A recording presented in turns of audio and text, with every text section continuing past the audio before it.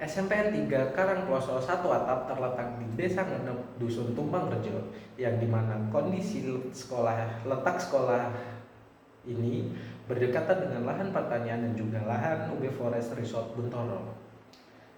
Dikarenakan letaknya yang berdekatan dengan lahan UB Forest dan juga lahan pertanian, maka perlunya pemahaman tentang iklim dan vegetasi yang dapat mempengaruhi perubahan iklim dan juga pemahaman tentang mitigasi bencana perlu diajarkan sejak sekarang.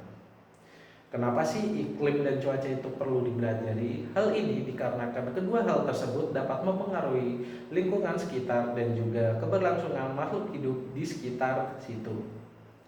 Lalu, apa itu iklim? Iklim sendiri merupakan rata-rata pola cuaca pada suatu wilayah yang dimana iklim sendiri sulit diketahui atau sulit diprediksi. Berbeda dengan cuaca. Cuaca dapat diketahui atau diprediksi sebelum-sebelumnya. Contoh iklim sendiri merupakan seperti iklim tropis, iklim subtropis, dan lain-lainnya. Sedangkan cuaca seperti yang kita ketahui yaitu seperti hujan, kemarau. Indonesia sendiri merupakan daerah yang masuk ke dalam iklim tropis. Lalu apa sih itu perubahan iklim? Perubahan iklim merupakan pergeseran pola cuaca secara terus-menerus dan berkelanjutan dalam waktu yang sangat panjang. Apa aja penyebab perubahan iklim? Penyebab perubahan iklim sendiri bermacam-macam. Contohnya seperti gas dari pabrik dan industri lainnya yang dimana hal tersebut akan berdampak meningkatnya karbon sehingga membuat suhu menjadi panas.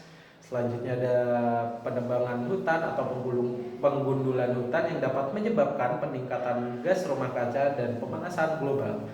Hal tersebutlah yang membuat bumi kita panas. Selanjutnya, bagaimana cara kita dapat mencegah perubahan iklim? Kita dapat mengurangi polusi udara, penanaman pohon di hutan, kemudian dapat juga dilakukan dengan sosialisasi kepada masyarakat. Selanjutnya, apa itu siklus hidrologi? Siklus hidrologi atau sering kita sebut dengan siklus air merupakan perputaran air secara terus-menerus melalui atmosfer, daratan, dan juga perairan yang terjadi di ruang lingkup bumi kita. Apa sih fungsinya siklus hidrologi? Jadi, siklus hidrologi memiliki fungsi untuk mengatur distribusi dan ketersediaan air, menjaga keseimbangan iklim dan suhu lingkungan, mendukung keberlangsungan ekosistem, memenuhi kebutuhan sektor pertanian dan kehidupan manusia, dan juga mengendalikan resiko bencana alam.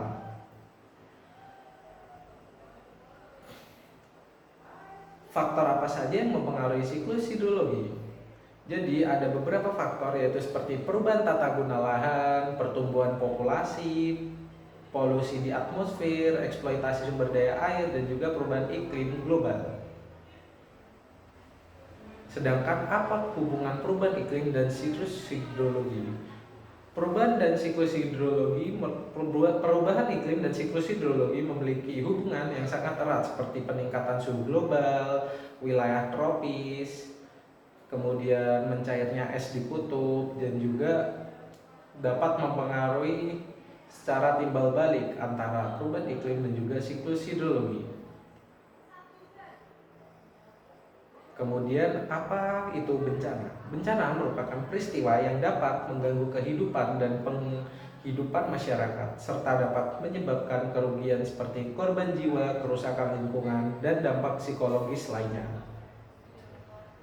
Bencana sendiri terdapat 3 seperti bencana alam, bencana non alam, dan juga bencana yang disebabkan oleh manusia. Bencana alam sendiri seperti yang sudah kita ketahui, bencana yang terjadi dikarenakan oleh alam itu sendiri seperti tsunami, gunung meletus, dan sebagainya. Sedangkan bencana non alam yaitu seperti contohnya wabah penyakit, seperti contohnya COVID-19. Sedangkan bencana yang ditimbulkan manusia yaitu bencana yang dimana manusia melakukan tindakan yang dapat merusak lingkungan seperti penggundulan hutan, kebakaran hutan, dan sebagainya. Jadi ada berapa penyebab bencana alam bisa terjadi? Penyebab sendiri dibagi menjadi dua, yaitu penyebab alami yang murni dari alam dan juga penyebab dari aktivitas manusia itu sendiri, seperti pembuangan sampah di sungai yang dapat menyebabkan banjir, penggundulan hutan, alih fungsi lahan. Kemudian apa saja peran masyarakat yang dapat mengurangi dampak dari bencana alam? Peran masyarakat sendiri seperti dapat melakukan reboisasi hutan, mengurangi penggundulan hutan, dan juga membuang sampah pada tempatnya. Lalu apa saja sih dampak bencana alam? Dampak bencana alam yaitu seperti rusaknya harta dan benda, hilangnya nyawa, perubahan iklim, menyebabkan trauma. Kemudian apa itu mitigasi? Mitigasi bencana sendiri merupakan serangkaian upaya atau tindakan untuk mengurangi resiko dan dampak negatif dari suatu kejadian atau bencana alam itu sendiri. Ada dua jenis mitigasi, yaitu mitigasi struktural dan non-struktural. Untuk mitigasi struktural sendiri merupakan pembangunan struktur fisik atau teknik rekayasa untuk mengurangi resiko bencana tersebut. Seperti contohnya pembuatan terasering, tembok penahan tanah, kemudian saluran drainase pada lereng. Kemudian ada mitigasi non-struktural, seperti contohnya yaitu pemetaan wilayah rawan longsor, pemetaan tata ruang, kemudian ada sistem peringatan dini atau EWS, yaitu Early Warning System. Kemudian apa sih bencana alam yang bisa terjadi di sekitar SMPN 3 yaitu ada contohnya tanah longsor. Tanah longsor sendiri merupakan perpindahan material tanah dan batuan atau campuran dari keduanya dari lereng akibat gaya gravitasi. Hal ini dikarenakan kurangnya vegetasi untuk menahan tanah sehingga tanah akan jatuh menyebabkan tanah longsor. Adapun beberapa ciri sebelum terjadi tanah longsor yaitu muncul retakan di tanah, terdengar suara gemuruh, tanah bergerak perlahan. Kemudian apa saja sih langkah mitigasi? Jadi langkah mitigasi ada 3, yaitu prabencana, saat bencana, dan pasca bencana. Untuk mitigasi prabencana sendiri yaitu seperti kita merawat hutan dengan bagus, menanam pohon, mengatur penggunaan lahan dengan bijak, melakukan reboisasi. Lalu ada juga mitigasi saat bencana, yaitu segera menjauh dari lokasi terjadinya bencana alam. Selanjutnya menghindari area berbahaya atau area rawan terkena bencana. Selanjutnya mengikuti arahan dari pihak berwajib. Kemudian ada juga mitigasi pasca bencana, yaitu seperti tanggap darurat, rehabilitasi, dan rekonstruksi. Bagaimana sih cara adaptasi masyarakat untuk tetap hidup aman di wilayah rawan bencana, seperti membangun rumah di lokasi yang lebih aman, membuat jalur evakuasi dan rencana darurat keluarga, menjaga tutupan vegetasi yang ada di sekitar pemukiman sehingga dapat mengurangi resiko terjadinya bencana alam.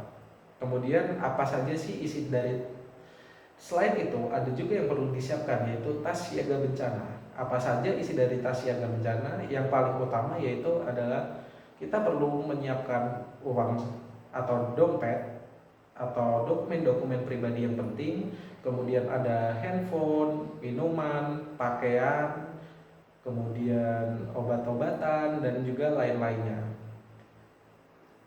Setelah itu kita juga perlu menghubungi kontak darurat dimanapun kita berada, seperti Badan Penanggulangan Bencana Daerah atau BPBD, ataupun kita dapat juga menghubungi Damkar. Mari jaga lingkungan dari kita untuk Indonesia.